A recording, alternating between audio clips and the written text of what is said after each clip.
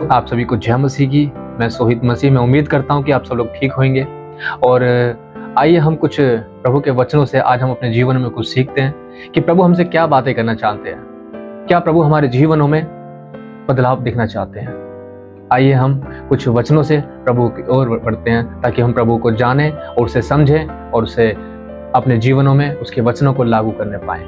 आइए हम वचन की ओर बढ़ते हैं। जब हम पढ़ते हैं मत्ती रचित सुसमाचार उसका 18 अध्याय उसके 12 पद में इस प्रकार से लिखा है कि तुम क्या सोचते हो, यदि किसी मनुष्य की 100 भेड़ें हों और उनमें से एक भटक जाए तो क्या वह 99 को छोड़कर और पहाड़ों पर जाकर उस भटकी हुई को ना ढूंढेगा।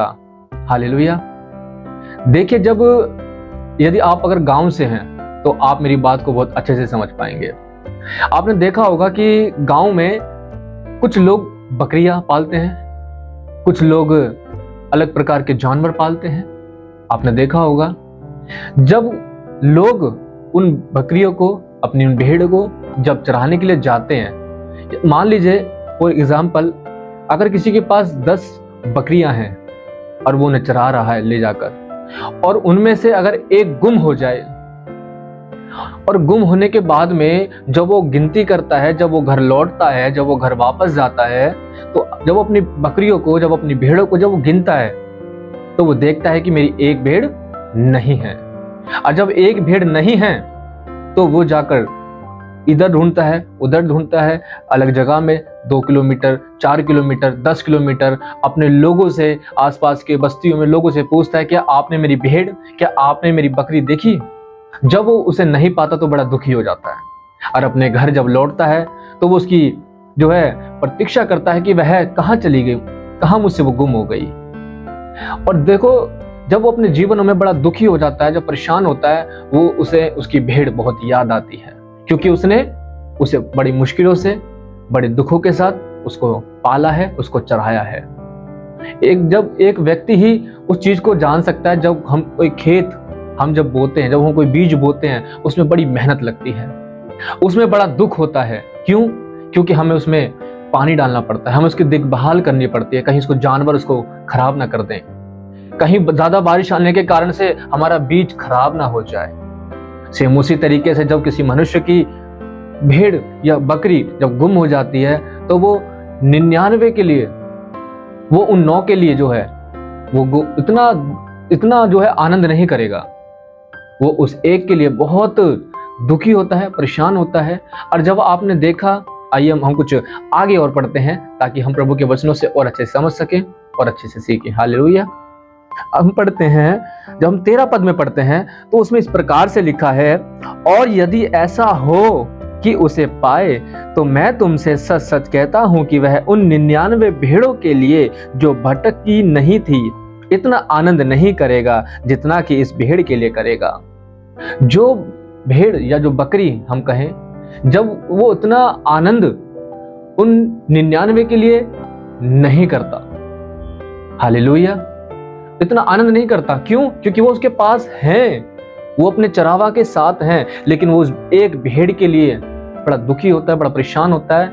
लेकिन जब वो उसे पाता है, जब वो भेड़ उसे मिल जाती है, तो वो बड़ा आनंद के साथ, बड़ा खुशी के साथ वो अपने गांव में आता है और सबसे बोलता, देखो जो मेरी भेड़ जो गुम हो गई थी, जो भटक गई थी, वो मुझे मिल गई है। हालेलुया। वो अपने उतना आनंद के साथ इतना मगन होता है, बड़ा खुश होता है। क्यों? क्योंकि उसकी जो भेड़ है जो गुम हो गई थी वो उसे मिल गई है। और ऐसा ही तुम्हारा पिता जो स्वर्ग में है, यह इच्छा नहीं कि इनमें से एक भी नष्ट हो। परमेश्वर चाहता है जो प्रभु को नहीं जानते हैं, जो प्रभु पे विश्वास नहीं करते हैं, मेरे बहनों भाइयों, परमेश्वर चाहता है कि एक भी व्यक्ति, एक भी बच्चा, एक भी बहन या एक भी भाई इनमें से नाश हो। कारण क्योंकि परमेश्वर ही एक ऐसा परमेश्वर है जिसने हमें बनाया है, जिसने हमें अपने स्वरूप और अपनी समानता में बनाया है। वो हमसे बहुत प्रेम करता है। आपने देखा होगा जब हमारे माता पिता उन्होंने हमें जन्म दिया है तो हमसे बड़ा प्यार करते हैं। जब हम एक दिन के लिए, जब उनकी नजरों से जब हम दूर हो जाते हैं तो वो बड़े परेशान हो जाते हैं। तो जब वो परेशान हो जाते हैं तो आपने देखा होगा वो हमें 10 बार, 50 बार, 100 बार हमें फोन करते हैं, और जब तक वो हमसे बात ना कर लें तब तक उन्हें चैन नहीं मिलता, तब तक उन्हें सुकून नहीं मिलता है। सेम उसी तरीके से मेरे बहनों भाइयों, परमेश्वर हमारा पिता है, और वो बड़ा दुखी होता है जब हम बुरे काम करते हैं, जब हम अपने जीवनों में गलत काम करते हैं, क्योंकि परमेश्वर पवित्र है और हम पापी हैं। आज सभी लोग पाप की दलदल में फंसे हुए हैं। आज सभी लोग, कोई व्यभिचार में, कोई चुगली करता है, कोई निंदा करता है, कोई झूठ बोलता है, कोई मार काट करता है। आपने देखा होगा, फिर भी लोग ये कहते हैं कि मैं कौन से बुरे काम करता हूं, मैं कौन से पाप करता हूं। हम इतने सारे पाप को करने के बाद भी कुछ लोग कहते हैं कि देखो तुम्हारी बाइबल है, तुम मानो कि तुमने पाप किया है। हम नहीं मानेंगे। क्यों? क्योंकि तुम्हारी बाइबल में लिखा है सबने पाप किया, तुम मानो, ये तुम्हारी बाइबल है। हम नहीं मानेंगे, क्योंकि हम परमेश्वर को नहीं जानते, हम परमेश्वर विश्वास नहीं करते। यदि मेरे बहनों भाइयों, यदि आप परमेश्वर को जानते हैं तो आप उसकी आज्ञा को भी मानेंगे। अगर आप परमेश्वर से प्रेम करते हैं तो आप उसकी बात को भी मानेंगे। हालेलुया।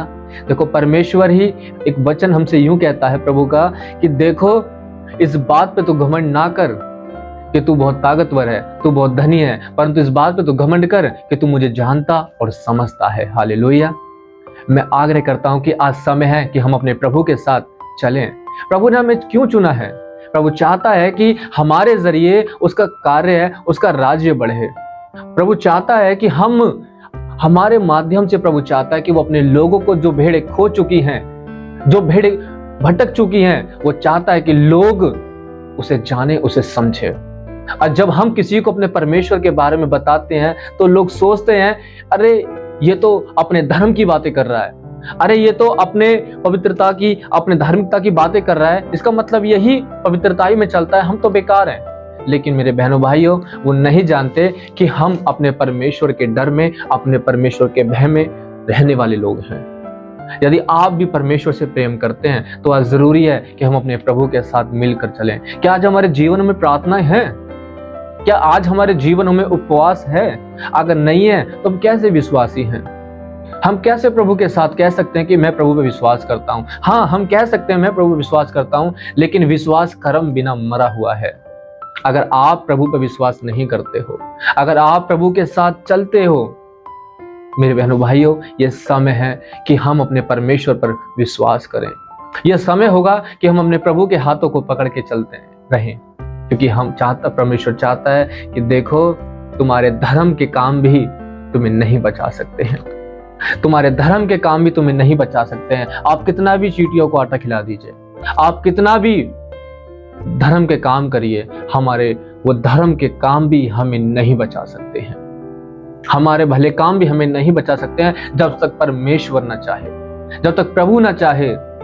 और हम जब तक अपने पाप को, अपनी गलतियों को नहीं मानते, परमेश्वर कभी हमारे ऊपर दया नहीं करेगा, क्योंकि परमेश्वर पवित्र है और हम लोग पापी हैं।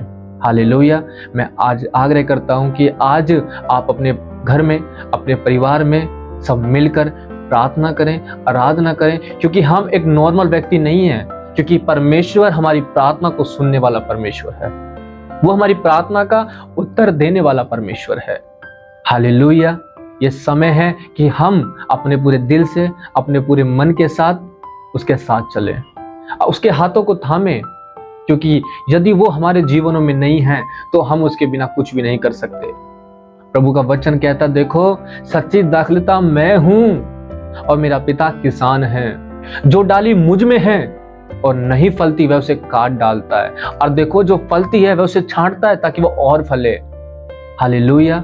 आज प्रभु चाहता है कि हम उसके साथ अपने जीवनों को, अपने रिश्ते को, अपने संबंध को अच्छे से बनाएं, क्योंकि प्रभु हमसे बहुत प्यार करता है। यदि वो हमसे प्यार ना करता तो परमेश्वर को जरूरत नहीं थी स्वर्ग से अब इस धरती पर आने की, इतनी भयंकर मौत को सहने की परमेश्वर को जरूरत नहीं थी, वो हमारे लिए आया है। बाइबल में लिखा, देखो वह अपने घर आया और उसके अपनों ने उसे ना पहचाना, परंतु जितनों ने उसे पहचाना उसने उन्हें बेटा और बेटी होने का अधिकार दिया है। और जब अधिकार दिया है तो अब हम अपने परमेश्वर के बेटा और बेटी हैं। और जब हम प्रभु से प्रार्थना करते हैं तो प्रभु हमारी प्रार्थना को सुनता है, प्रभु हमारी प्रार्थना का उत्तर देता है।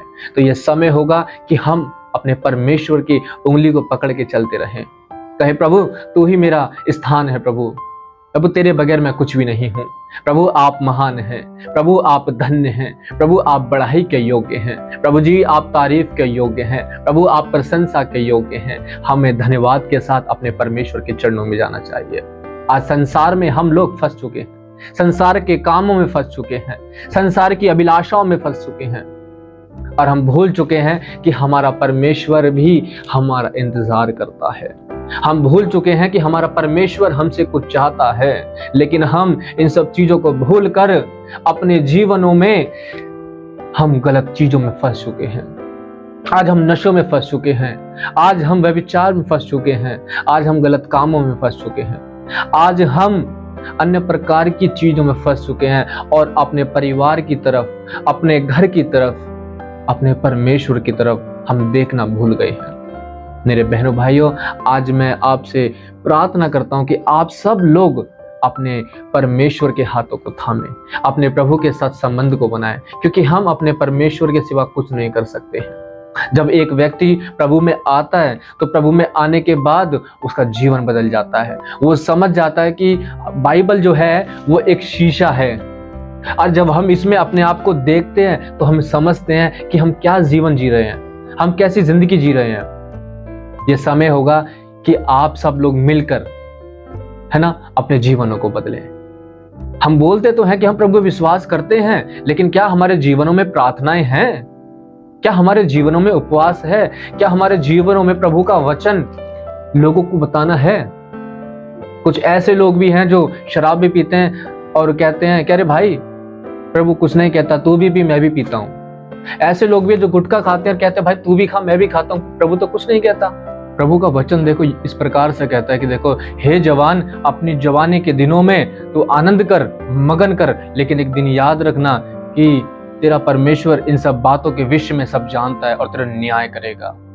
आइए समय होगा कि हम एक छोटी सी प्रार्थना में जाएं, और जितने लोग आप सब देख रहे हैं, और मैं आपसे आग्रह करता हूं कि आप सब लोग भी पश्चाताप करें और प्रभु के साथ इस वचन में आएं और प्रार्थना में शामिल हों। हालेलुया। आइए। धन्यवाद, धन्यवाद सर्वशक्तिमान प्रभु, आप महान है प्रभु, आप बढ़ाई तारीफ के योग्य परमेश्वर है। खुदा हम प्रार्थना करते प्रभु यीशु आपके पवित्र सामर्थ्य नाम में प्रभु, किस प्रकार प्रभु आज हमने मत्ती उसके 19 अध्याय में प्रभु और 12 पद में प्रभु किस प्रकार में पढ़ा खुदावन कि आप प्रभु खोए हुए को ढूंढने आए प्रभु। मेरे खुदावन प्रभु, यदि किसी मनुष्य की प्रभु 100 भेड़ें हो और उनमें से प्रभु एक गुम हो जाती है, तो प्रभु वो व्यक्ति प्रभु इतना उस 99 के लिए प्रभु खुश नहीं होता जितना प्रभु जी उस एक के लिए होता है प्रभु, जो उसे मिल जाती है। प्रभु हम प्रार्थना करते खुदावन, इसी प्रकार प्रभु आप भी नहीं चाहते कि प्रभु कोई भी नाश हो प्रभु, कोई भी नष्ट हो मेरे परमेश्वर पिता। प्रभु आज हम प्रार्थना करते प्रभु, जितने ऑनलाइन देख रहे हैं प्रभु, आप इन सब लोगों को भी आशीषित करें प्रभु, इन्हें ब्लेस करें प्रभु, और उनके जीवन में प्रभु बड़े बदलाव को लेकर आ परमेश्वर पिता। प्रभु सब लोग आपके हैं प्रभु, आप इन्हें क्षमा करें, इन्हें माफ करें प्रभु जी। मैं धन्यवाद करता हूँ प्रभु कि आपने हमारी प्रार्थना को स्वीकार किया है प्रभु। मैं धन्यवाद करता हूँ प्रभु, आपने मेरी प्रार्थना का उत्तर हमें दे दिया परमेश्वर। धन्यवाद करते प्रभु, क्योंकि आपका वचन यूं कहता है कि देखो विश्वास करने वालों के लिए सब कुछ हो सकता है प्रभु। धन्यवाद करते हैं, सारा आदर महिमा प्रभु हम आपको देते हैं। इस प्रार्थना को प्रभु यीशु मसीह के महान सामर्थ्य पवित्र नाम से मांगते हैं, आमीन आमीन आमीन। हालेलुया। चलिए हम मिलते हैं नेक्स्ट वीडियो में, और तब तक के लिए आप अपना ध्यान रखें और स्वस्थ रहें, अपने परिवार का ध्यान रखें। आप सभी को जय मसीह की।